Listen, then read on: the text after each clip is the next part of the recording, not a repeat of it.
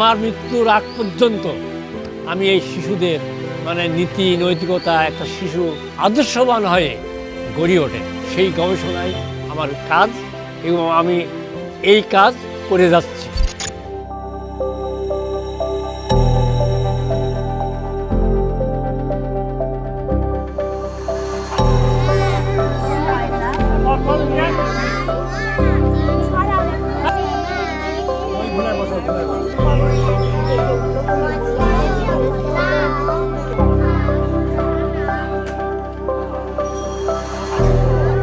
এটা হচ্ছে বিদেশি অনুবাদ, এখানে ইয়ে করছে আর কি, এর উপরে আর কোনো বই নেই।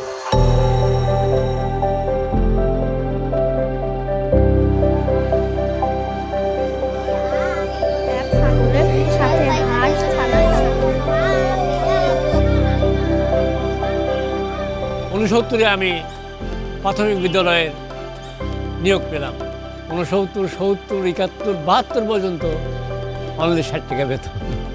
প্রাইমারিতে চাকরি করার মধ্যে দিয়ে বাচ্চাদের সাথে একটা গভীর সম্পর্ক, একটা যত প্রথম শ্রেণীর ছাত্র ছাত্রী আছে তাদেরকে সব কোলে করে আদর করে এতেও আমার একটা সাংঘাতিক সুনাম হয়ে গেল।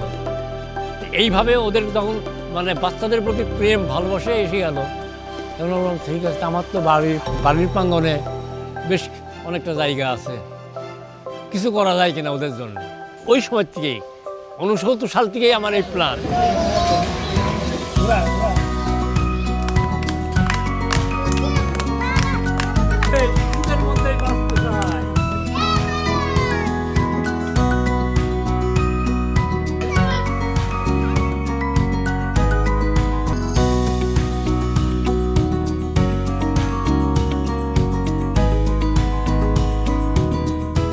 এই শিশু পার্ক নিয়ে, এই জাদুঘরটা নিয়ে, বাচ্চাদের সাথে 24 ঘন্টা খেলাধুলা নিয়ে, এটা নিয়েই শুধু আছে আর কি। অবশ্যই আমাদের ভালো লাগে, আমাদের পরিবারের পুরোপুরি সাপোর্ট সব কিছু আব্বার প্রতি আছে আর কি, স্যারের প্রতি আছে। আমরা পিছন থেকে যতটুকু পারি সহযোগিতা করার চেষ্টা করি।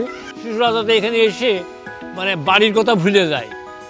এখানে অনেক খেলনা আছে, দোলনা আছে, নাগরদোলা আছে, ঢেঁকি আছে, স্লিপার আছে, অনেকগুলো, মানে একসঙ্গে 50 জন ছেলে মেয়ে খেলা করতে পারবে এরকম একটা ব্যবস্থা আছে।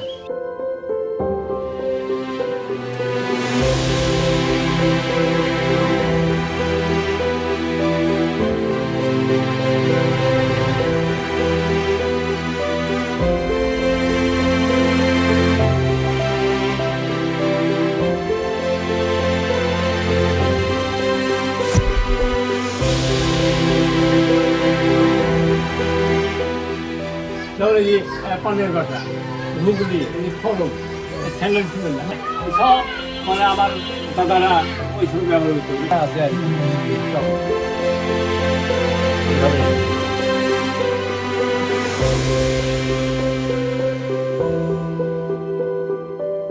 শিশুদের নীতি নৈতিকতা আদর্শবান করে গড়ে তোলার জন্য যা যা দরকার, মানে বাস্তব এবং অবাস্তব ছবি, পশু পাখি গাছপালার প্রতি যে প্রেম ভালোবাসা এগুলি গড়ে ওঠে, সেই পরিবেশটা আমার এখানে তৈরি আছে।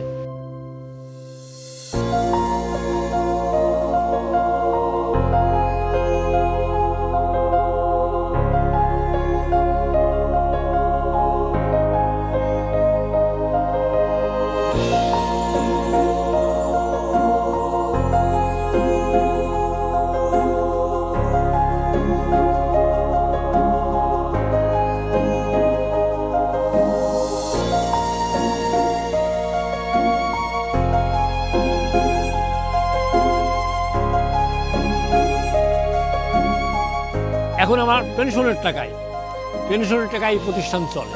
আমাদের দেশ তথা বাইরে যারা কিছু করতে চায় তারা যদি আমার এই প্রতিষ্ঠানকে আর্থিক সহযোগিতা করে, তাহলে আমি আরও বেশি বেশি করে মানে এই বাচ্চাদেরকে বিনোদনের বিষয়টা এবং তাদেরকে আরও সুন্দরভাবে তারা যাতে গড়ে ওঠে সেই লক্ষ্যে আমি কাজ করতে পারবো।